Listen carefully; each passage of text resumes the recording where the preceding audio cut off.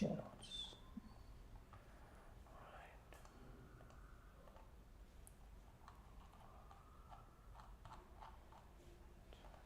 What happened to my chapter 3?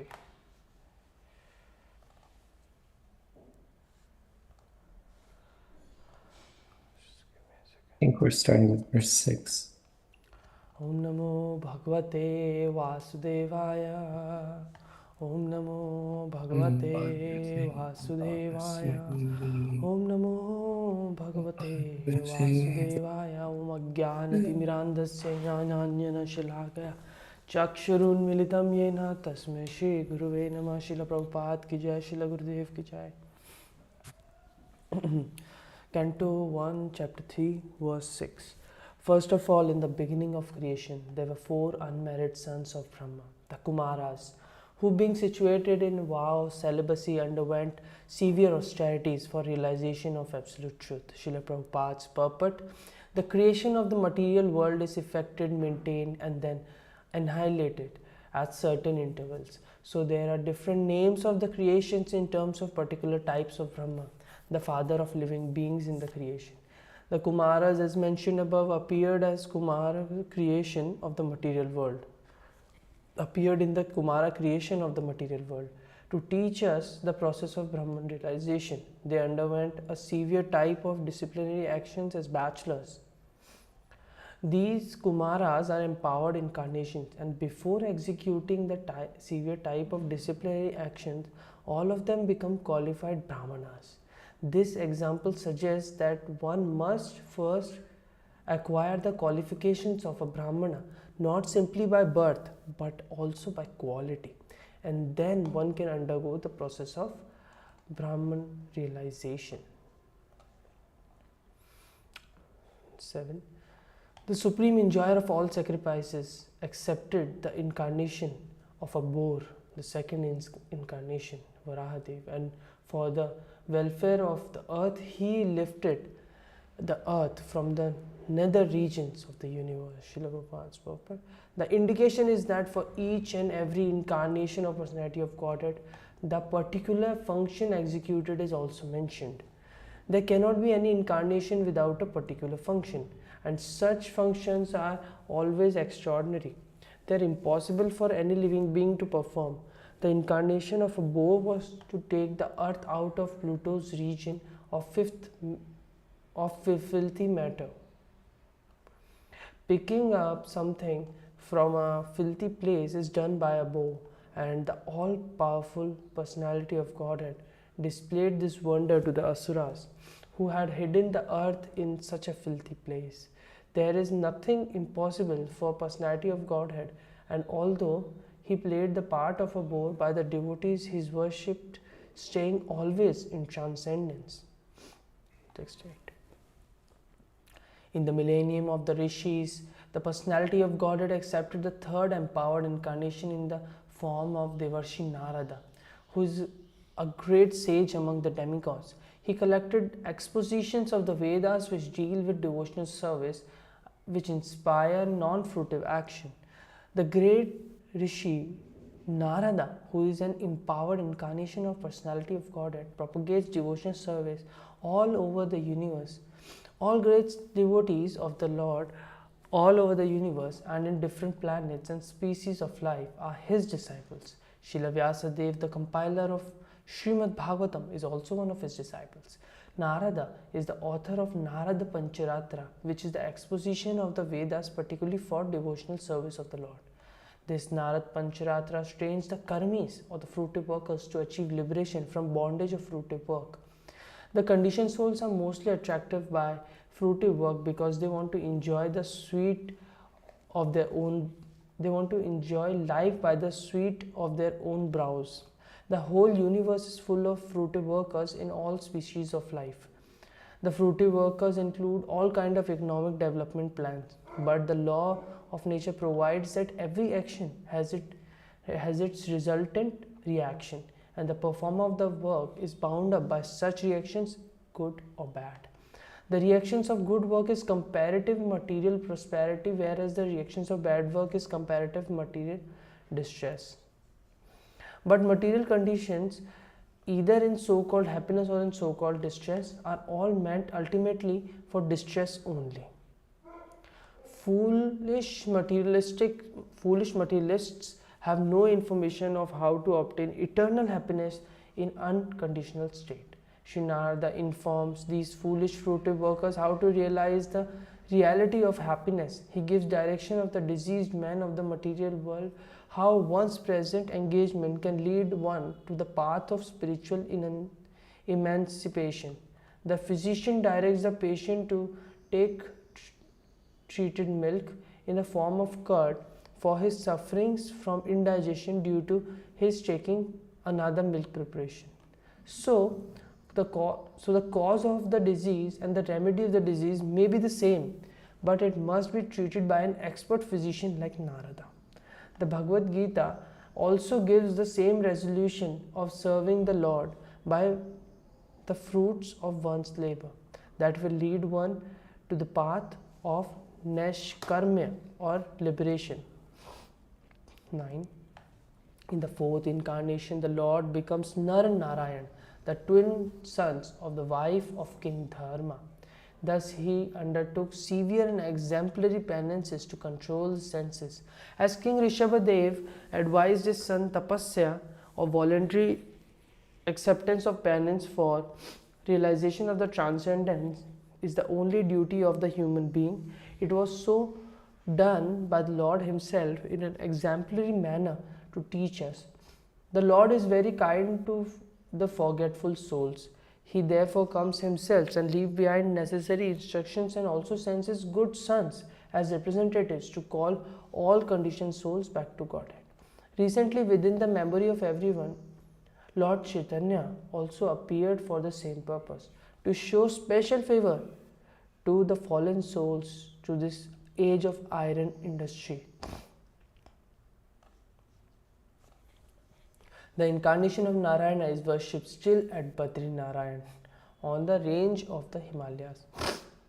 10.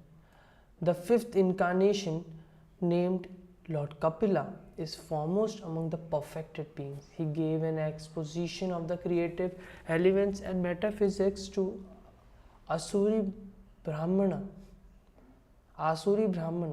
for in course of time this knowledge had been lost. The sum total of creative elements is 24 in all. Each and every one of them is explicitly explained in the system of Sankhya philosophy. Sankhya philosophy is generally called metaphysics by the European scholars. The etymological meaning of Sankhya is that which explains very lucidly by analysis of the material elements. This was done for the first time by Lord Kapila, who is said herein to be the fifth in the line of incarnations. The sixth incarnation of the Purusha was a son of sage, Atri. He was born from the womb of Anasuya, who prayed for incarnation. He spoke on the subject of transcendence. Alarka, Prahlad and others, Yadu, Haya, etc. The Lord incarnated himself as Dattatreya, the son of Rishi Atri and Anasuya. The history of the birth of Dattatreya as an incarnation of the Lord is mentioned in Brahmanda Purana in connection with the story of the devoted wife. It is said there that Anasuya, the wife of Rishi Atri, prayed before Lord Brahma, Vishnu and Shiva as follows: My lords, if you are pleased with me, if you desire me to ask from you some sort of blessing, then I pray that you combine together to become my son. This was accepted by the lords, and as the Dattatreya, the Lord expounded the philosophy of the spirit soul and especially instructed Alarka, Prahlad, Yadu, Haya, etc. Prabhu, please take from here. Sure. Text 12. The seventh incarnation was Yagya, the son of Prajapati Ruchi and his wife Akuti. He controlled the period during the change of the Swayambhuva Manu and was assisted by demigods such as his son Yama. Srila Prabhupada's purport. The administrative posts occupied by the demigods for maintaining the regulations of the material world are offered to the highly elevated pious living beings. When there is a scarcity of such pious living beings, the Lord incarnates himself as Brahma, Prajapati, Indra, etc., takes up the charge. During the period of Swayambhuva Manu, the present period is of Vaivasvata Manu. There was no suitable living being who could occupy the post of Indra, the king of the Indraloka or heaven planet. The Lord himself at that time became Indra. Assisted by his own sons like Yama and other demigods, Lord Yagya ruled the administration of the universal affairs. Text 13. The eighth incarnation was King Rishab, son of King Nabi and his wife Meru Devi. In this incarnation, the Lord showed the path of perfection, which is followed by those who have fully controlled their senses and who are honored by all orders of life. Srila Prabhupada's purport. The society of human beings is naturally divided into 8 by orders and statuses of life, the 4 divisions of occupation and 4 divisions of cultural advancement. The intelligent class, the administrative class, the productive class, and the laborer class are the 4 divisions of occupation. And the student life, householder's life, retired life, and renounced life are the 4 statuses of cultural advancement toward the path of spiritual realization. Out of these, the renounced order of life, or the order of sannyasa, is considered the highest of all. And a sannyasi is constitutionally the spiritual master for all the orders and divisions. In the sannyas order, there are 4 stages of upliftment toward perfection. These stages are called Kuti-chaka, Bahudaka, Parivrajikacharya, and Paramahamsa. The Paramahamsa stage of life is the highest stage of perfection. This order of life is respected by all others. Maharaj Rishabh, the son of King Nabi and Meru Devi, was an incarnation of the Lord, and he instructed his sons to follow the path of perfection by tapasya, which sanctifies one's existence and enables one to attain the stage of spiritual happiness, which is eternal and ever increasing. Every living being is searching after happiness, but no one knows where eternal and unlimited happiness is obtainable. Foolish men seek after material sense pleasure as a substitute for real happiness, but such foolish men forget that temporary so-called happiness derived from sense pleasures is also enjoyed by the Prabhu, dogs and can you, hogs. No animal, bird, or beast is bereft of this sense Prabhu, can you pleasure. hold 1 second? Someone's at the door. Just give me 1 second.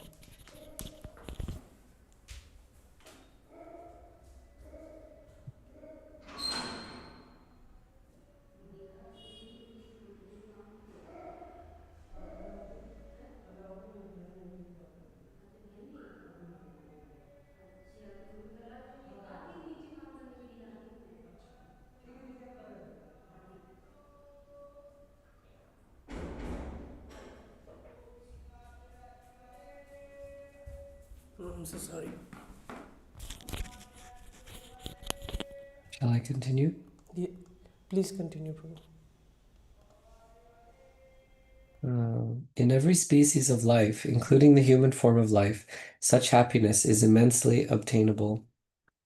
The human form of life, however, is not meant for such cheap happiness. The human life is meant for attaining eternal and unlimited happiness by spiritual realization. This spiritual realization is obtained by tapasya, or undergoing voluntarily the path of penance and abstinence from material pleasure. Those who have been trained for abstinence and material pleasures are called dhira, or men undisturbed by the senses. Only these dhiras can accept the orders of sannyas, and they can gradually rise to the status of the Paramahamsa, which is adored by all members of society. King Rishab propagated this mission, and at the last stage he became completely aloof from the material bodily needs, which is a rare stage not to be imitated by foolish men, but to be worshipped by all. Text 14. O Brahmanas, in the 9th incarnation, the Lord, prayed for by sages, accepted the body of a king, Prithu, who cultivated the land to yield various produce, and for that reason the earth was beautiful and attractive. Prabhupada's purport. Before the advent of King Prithu, there was great havoc of maladministration due to the vicious life of the previous king, the father of Maharaj Prithu. The intelligent class of men, namely the sages and the brahmanas, not only prayed for the Lord to come down, but also dethrone the previous king. It is the duty of the king to be pious and thus look after the all-around welfare of the citizens. Whenever there is some negligence on the part of the king in discharging his duty, the intelligent class of men must dethrone him. The intelligent class of men, however, do not occupy the royal throne because they have much more important duties for the welfare of the public. Instead of occupying the royal throne, they prayed for the incarnation of the Lord, and the Lord came as Maharaj Prithu. Real intelligent men or qualified brahmanas never aspire for political posts. Maharaj Prithu excavated many produces from the earth, and thus not only did the citizens become happy to have such a good king, but the complete sight of the earth also became beautiful and attractive. Text 15. When there was a complete inundation after the period of the Chakshushamanu, and the whole world was deep within water, the Lord accepted the form of a fish and, protected by Vasvatamanu, keeping him up on a boat. Purport. According to Sripad Sridhar Swami, the original commentator on the Bhagwatam, there is not always a devastation after the change of every Manu. And yet this inundation after the period of Chakshusha Manu took place in order to show some wonders to Satyavrat. But Sri Jiva Goswami has given definite proofs from authoritative scriptures like Vishnu Dharmottara, Markandeya Purana, Harivamsa, etc., that there is always a devastation after the end of each and every Manu. Srila Vishwanath Chakravarti has also supported Srila Jiva Goswami, and he, Sri Chakravarti, has also quoted from Bhagavatamrita about this inundation after each Manu. Apart from this, the Lord, in order to show special favor to Satyavrat, a devotee of the Lord, in this particular period, incarnated himself. Verse 16. The 11th incarnation of the Lord took the form of a tortoise, whose shell served as a pivot for the Mandarachala hill, which was being used as a churning rod by the theists and atheists of the universe. Prabhupada's purport. Once both the atheists and the theists were engaged in producing nectar from the sea so that all of them could become deathless by drinking it. At that time, the Mandarachala hill was used as the churning rod, and the shell of Lord Tortoise, the incarnation of Godhead, became the resting place or pivot of the hill in the seawater. Text 17. In the 12th incarnation, the Lord appeared as Dhanvantari, and in the 13th, he allured the atheists by the charming beauty of a woman and gave nectar to the demigods to drink. Text 18.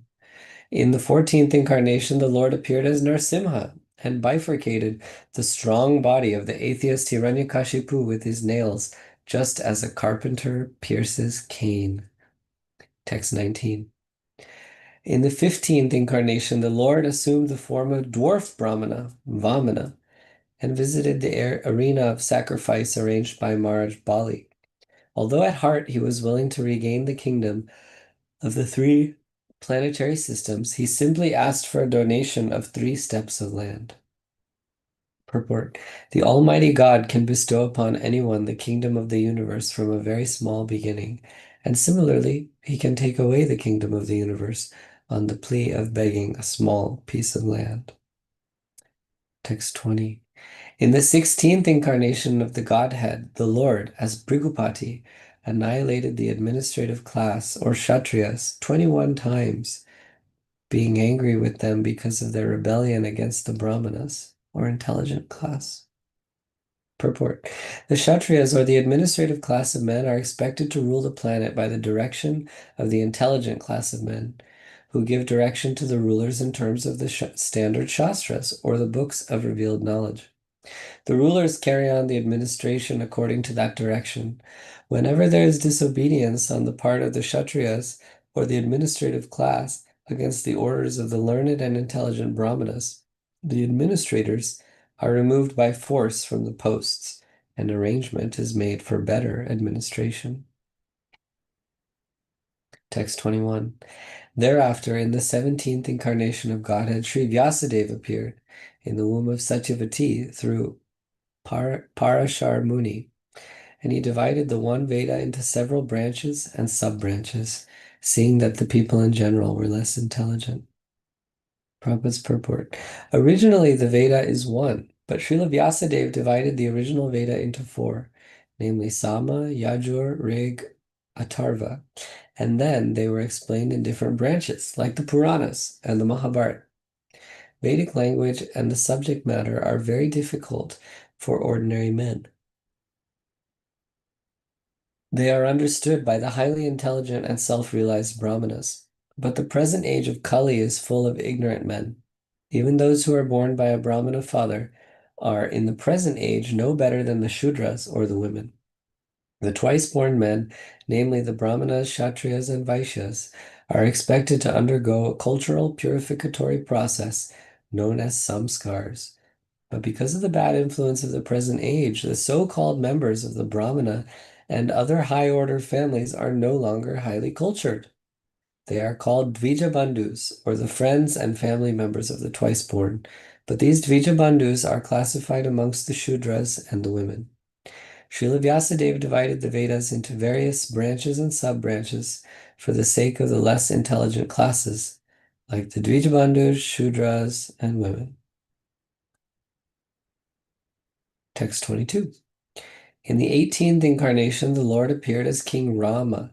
In order to perform some pleasing work for the demigods, he exhibited superhuman powers by controlling the Indian Ocean and then killing the atheist king Ravana, who was on the other side of the sea. Prabhupada's purport. The personality of Godhead Sri Ram assumed the form of a human being and appeared on the earth for the purpose of doing some pleasing work for the demigods or the administrative personalities to maintain the order of the universe. Sometimes great demons and atheists like Ravana and Hiranyakashipu and many others became very famous due to advancing material civilization by the help of material science and other activities with the spirit of challenging the established order of the Lord. For example, the attempt to fly to other planets by material means is a challenge to the established order. The conditions of each and every planet are different, and different classes of human beings are accommodated there for particular purposes mentioned in the codes of the Lord. But puffed up by tiny success in material advancement, sometimes the godless materialists challenge the existence of God. Ravana was one of them, and he wanted to deport ordinary men to the planet of Indra, heaven, by material means without consideration of the necessary qualifications. He wanted a staircase to be built up directly reaching the heavenly planet so that people might not be required to undergo the routine of pious work necessary to enter that planet. He also wanted to perform other acts against the established rule of the Lord. He even challenged the authority of Sri Ram, the personality of Godhead, and kidnapped his wife Sita. Of course, Lord Rama came to chastise this atheist, answering the prayer and desire of the demigods. He therefore took up the challenge of Ravana, and the complete activity is the subject matter of the Ramayana. Because Lord Ramachandra was the personality of Godhead, he exhibited superhuman activities which no human being, including the materially advanced Ravana, could perform. Lord Ramachandra prepared a royal road on the Indian Ocean with stones that floated on the water. The modern scientists have done research in the area of weightlessness, but it is not possible to bring in weightlessness anywhere and everywhere. But because weightlessness is the creation of the Lord, by which he can make the gigantic planets fly and float in the air, he made the stones even within this earth to be weightless, and prepared a stone bridge on the sea without any supporting pillar. That is the display of the power of God. Would you like to read until the end?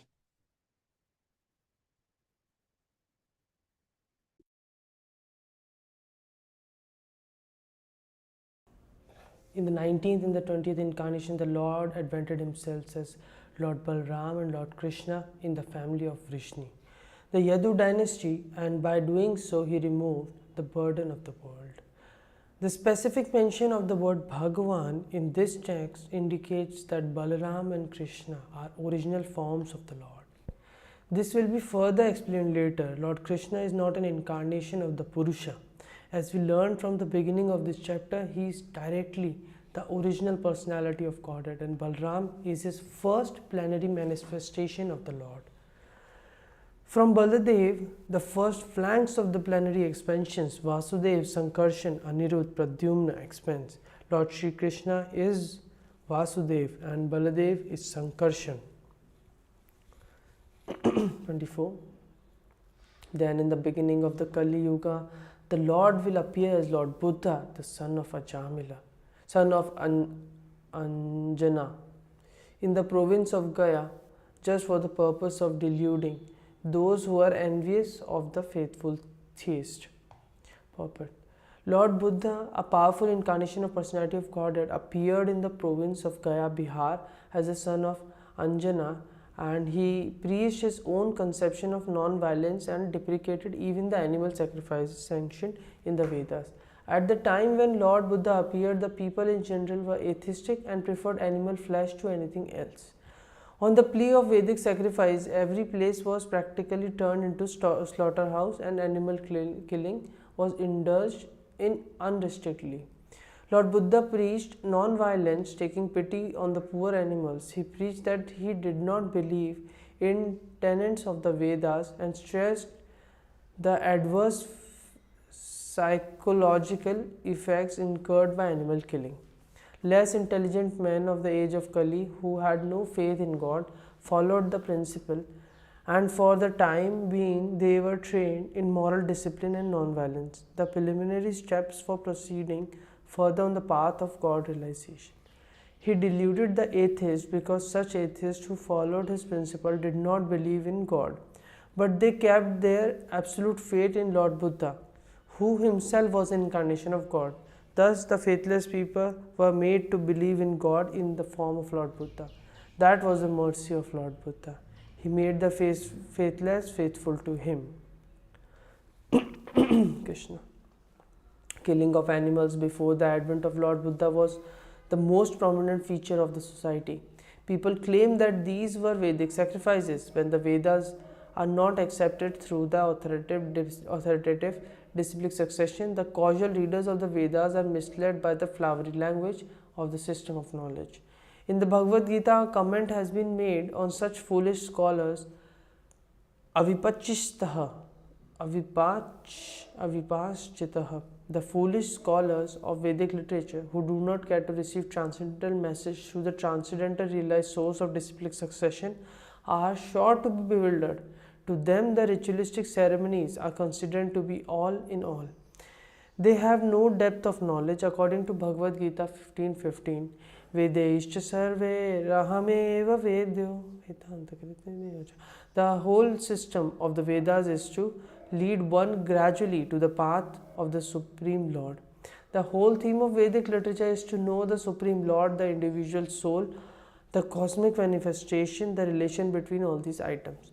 When the relation is known, the relative function begins as a result of such a function of ultimate goal of life or going back to God. It takes place in the easiest manner. Unfortunately, unauthorized scholars of the Vedas become captivated by the purificatory ceremonies only and natural process is thereby checked. To such bewildered persons of atheistic philosophy, Lord Buddha is the emblem of theism. He therefore first of all wanted to check the habit of animal killing. The animal killers are dangerous elements on the path going back to Godhead. There are two types of animal killers. The soul is also sometimes called the animal or the living being. Therefore, both slaughter of the animals and those who have lost their identity as the soul are animal killers. Maharaj Parikshit said that only the animal killer cannot realize Maharaj Parikshit said that only the animal killer cannot relish the transcendental message of the Supreme Lord. Therefore, if people are educated to the path of Godhead, they must be taught first and foremost to stop the process of animal killing as mentioned above. It is nonsensical to say that animal killing has nothing to do with spiritual realization. By this dangerous theory, many so-called sannyasis have sprung up by the grace of Kali Yuga, who preached animal killing under the grab of Vedas. The subject matter has already been discussed in conversation between Lord Chaitanya and Maulana Chand Qazi Sahib. The animal sacrifice, as stated in the Vedas, is different from the unrestricted animal killing in slaughterhouse, because the asuras, or the so-called scholars of Vedic literatures, oh Krishna, because the asuras, or the so-called scholars of Vedic literatures, put forward the evidence of animal killing in the Vedas, Lord Buddha specifically denied the authorities of the Vedas. The rejection of the Vedas by Lord Buddha was adopted in order to save people from the vice of animal killing, as well as to save the poor animals from slaughtering process of their big brother who clamor for universal brotherhood, peace, justice and equity. There is no justice when there is an animal killing. Lord Buddha wanted to stop it completely, and therefore the cult of Ahimsa was propagated not only in India but also outside the country. Technically, Lord Buddha's philosophy is called atheistic because there is no acceptance of Supreme Lord, and because the system of philosophy is denied the authority of Veda. But that is an act of camouflage by the Lord. Lord Buddha is an incarnation of the Godhead. As such, he is the original propounder of Vedic knowledge. He therefore cannot reject Vedic philosophy, but he rejected it outwardly because the Suradvisha, or the demons who are always envious of the devotees of Godhead, try to support cow killing and animal killing from the pages of Vedas, and this is now being done by modernized sannyasis. Lord Buddha had to reject the authority of the Vedas altogether. This is simply technical, and had it not been so, he would not have been so accepted as the incarnation of Godhead. Nor would he have been worshipped in the transcendental songs of the poet Jayadeva, who is the Vaishnava Acharya. Lord Buddha preached the preliminary principles of the Vedas in the manner suitable for the time, and so also did Shankaracharya to establish the authority of the Vedas. Therefore, both Lord Buddha and Acharya Shankaracharya paved the path of theism, and Vaishnava Acharyas, especially Sri Lord Chaitanya Mahaprabhu, led the people on the path towards realization of going back to Godhead. We are glad that people are taking interest in the non-violent movement of Lord Buddha, but will they take matter very seriously and close the animal slaughterhouses altogether? If not, there is no meaning to the Ahimsa cult. Srimad Bhagwatam was composed just prior to the beginning of the age of Kali, about 5000 years ago, and Lord Buddha appeared as about 2600 years ago. Therefore, in Srimad Bhagwatam, Lord Buddha is foretold. Such is the authority of this clear scripture. There are many such prophecies, and they are being fulfilled one after another. They will indicate the positive standing of the Srimad Bhagwatam, which is without any trace of mistake, illusion, cheating and imperfection, which are four flaws of the conditioned souls. The liberated souls are above these flaws, therefore they can see and foretell things which are to take place on distant future dates. Om Namo Bhagavate Vasudevaya. Om Namo Bhagavate Vasudevaya.